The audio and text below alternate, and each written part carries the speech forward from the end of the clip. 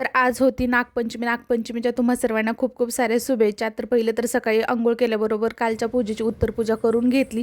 त्याच्यानंतर आज मी काही पुरणपोळी वगैरे बनवणार नव्हते. तर आज दुपारच्या जेवणासाठी खूप साधा असा स्वयंपाक होता. छोले, पुलाव आणि पुरी जी आहे ती मग बनवणार होते. तर पहिलं तर छोले शिजायला टाकले. त्याच्यामध्ये थोडेसे खडे मसाले जे आहे ते टाकले. त्याच्यामुळे टेस्ट जी आहे ते छोलेच्या भाजीची खूप छान येते.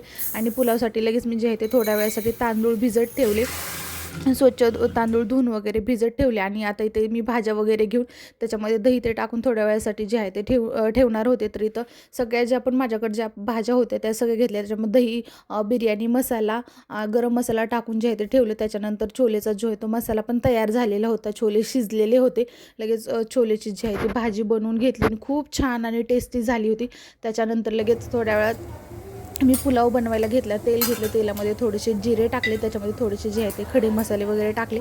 आणि ते ज्या पण मी भाज्या घेतल्या होत्या त्या भाज्या लगेच त्याच्यामध्ये टाकून घेतल्या. आणि थोड्या वेळासाठी जे आहे ते मी भाज्या पहिलं तर छान परतून घेतल्या. कारण मग तांदूळ शिजायला एवढा काही उशीर लागत नाही, कारण तो अगोदरच भिजत ठेवलेला होता. मग इथं अगदी 5 मिनिट जे आहे ते मी भाज्या परतून घेतल्या. त्याच्यामुळे तांदूळ घेतले. तर मी इथं 2 वाटी जे आहे ते तांदूळ घेतलेले होते आणि 4 वाटी जे आहेत मी त्याच्यामध्ये पाणी टाकलं, थोडंसं तूप टाकलं आणि शिजण्यासाठी ठेवलं. त्याच्यानंतर टम्म अशा छान पुऱ्या बनवून घेतल्या आणि तो पुलाव पण छान तयार झालेला होता.